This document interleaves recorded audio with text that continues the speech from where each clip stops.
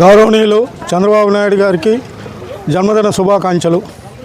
NT Ramarao విగ్రహ ఆవిష్కరణ దినం ఈరోజు.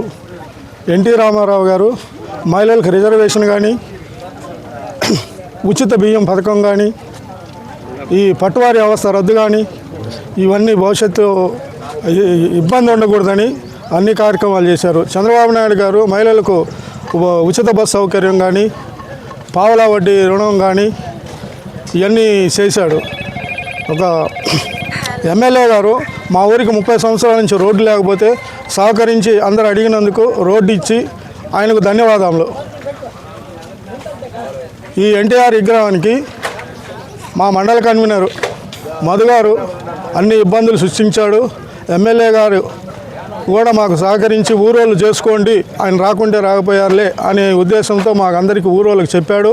ఆ ఉద్దేశంతోనే ఊరోళ్ళందరం కలిసి విగ్రహావిష్కరణ జరిగింది. చంద్రబాబు నాయుడు పుట్టినరోజు కూడా జరుపుకున్నాము. ఇయే అందరికీ శుభాకాంక్షలు.